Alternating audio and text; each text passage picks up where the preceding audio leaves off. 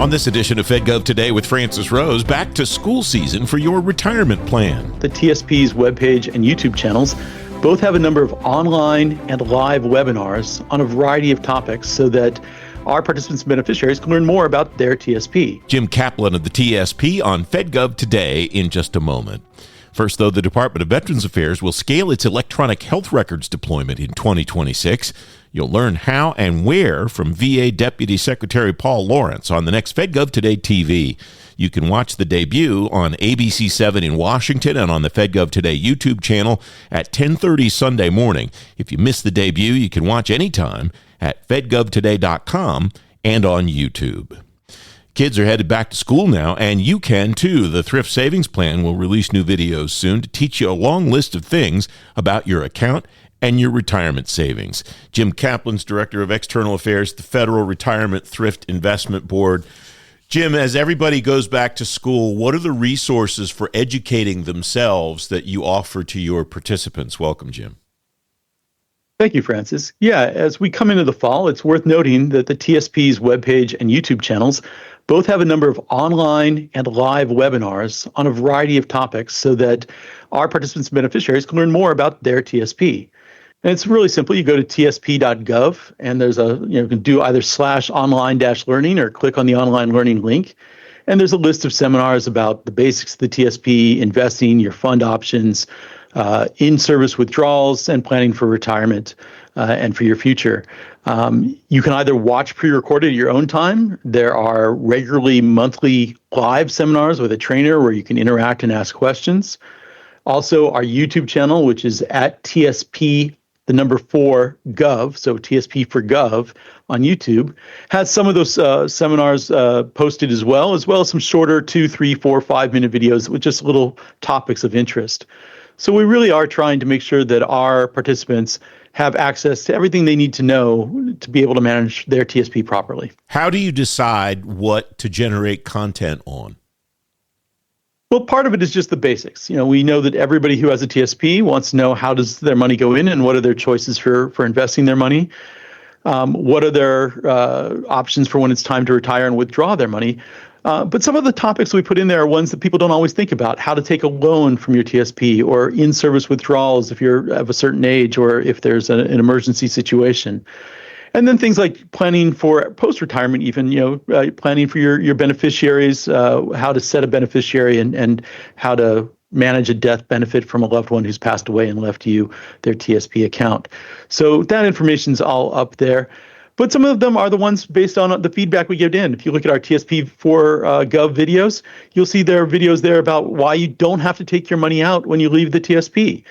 Something that earlier this year we discussed a couple of times, of people just not being aware of the options they have to maintain their account even after leaving military or federal service. Do you track what people consume as far as how that informs the way that you then generate other content or other resources on your website or any of those kinds of things? Yeah, that's a good question. We always do. We're always listening for participant feedback, both in the live sessions, in emails and comments we get. And we do occasionally do live in-person trainings at large agencies when they're having large groups come in, or large trade shows where we know there'll be a large number of our participants present. So we can do it in person. We did one recently where I was in attendance. We had people coming up asking questions, everything from their contribution limits to their tax benefits to the use of the app. We actually had QR codes out at the training. And as you saw in our most recent report at the board meeting, use of the TSP app is up 33% over the last year. So really just the issues that people come and ask us questions for are the ones we're making sure we're addressing. I want to come back to that app issue after we're done talking about the educational materials that you have available. It strikes me that interaction that you have through the thrift line and the venues that you just described give you a pretty good idea of what the things are that the participants actually care about versus what you at HQ think they might care about. You actually get to hear from them what their feedback is.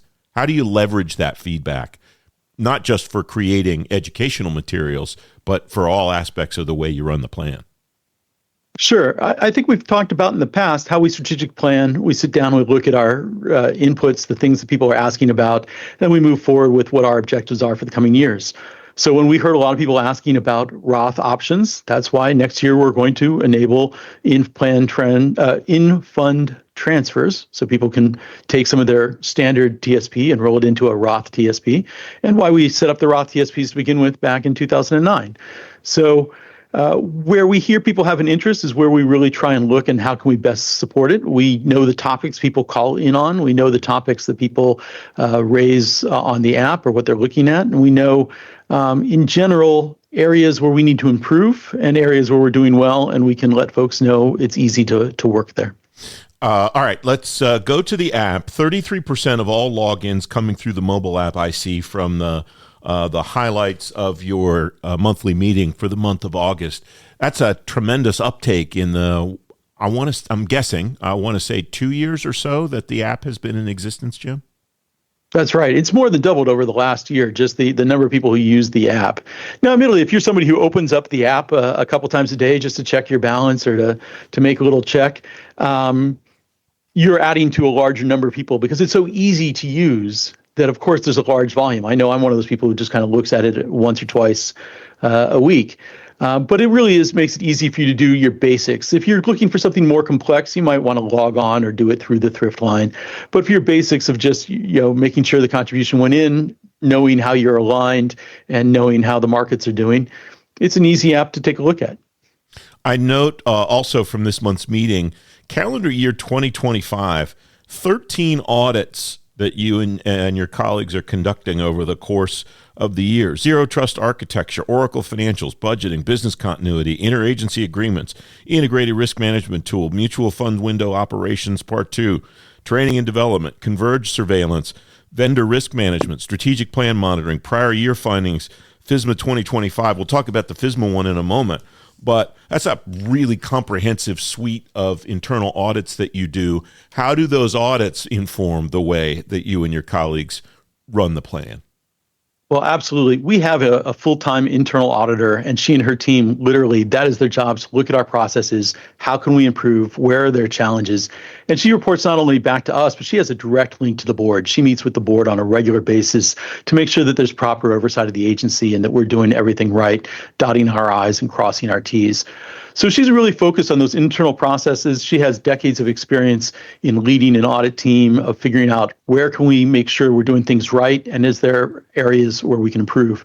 And then, of course, like any agency, we have the standard external auditors who come in, whether it's from the Department of Labor or the private people. We come in to make sure that we're checking our books and checking our processes as well.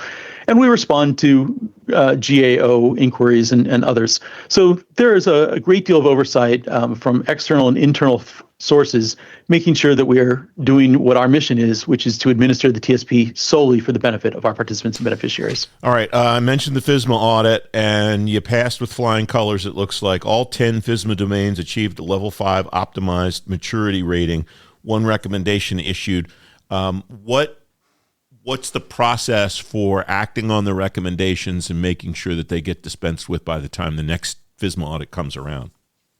Well, sure. In addition to our chief technology officer, the head of our technology services office, we also have a CISO. And our CISO, which is our chief information security officer, not only is he very well respected here, he is actually the small agency representative to the CISO Council. So he's aware of around government how small agencies, how big agencies are preparing. And he's really an expert in making sure that we are looking at every step we can take, how we test ourselves internally, how we bring firms in to test our security, make sure we're doing it right. Yes, I've gotten that email trying to spearfish me or see if I click on the wrong link. Yes, occasionally I've clicked on the wrong link and had to go take remedial training over my career in government. But they are very focused on making sure that we identify vulnerabilities, we address vulnerabilities, and we reduce vulnerabilities on a regular basis. And we're proud to be one of the very few small agencies that is a level 5 across all of the new domains, including the new domain for this year on governments. What do I pay attention to if I'm a TSP watcher between now and the end of the year, as far as what your organization will be working on, things you might be rolling out? What should I watch for in the next couple of months, Jim? Well, the first thing to keep in mind is that we're here to invest for the long term. So you shouldn't really be too concerned about a daily or monthly change, right? You want to make sure that you've taking the time to know what your options are, that you're making the options and the investments that are best for you, that you're receiving your full match, which of course is the default. More than 90% of our participants are making sure they're being matched fully by their government employer or the military, that they've taking the time to go in and make sure that their address and their beneficiary designation and their phone numbers are all up to date. And then start talking with their tax advisor about the end of the year. If they're over a certain age, are they getting close to the required minimum deduction? Are they taking all the money out that they have to take after the age of 72, 73? Are they coming to that point where they might be reaching the limit of their matching funds because they've been saving so much that the last couple of paychecks they might have reached their limit, in which case they won't get the government match. So they want to make sure they're doing that. And then planning for next year, will we allow for that in-fund Roth investment transfer, to think, is that the right decision for them, depending on where they are in their tax planning and their financial career. Great insight as always, my friend. Thanks for joining me today.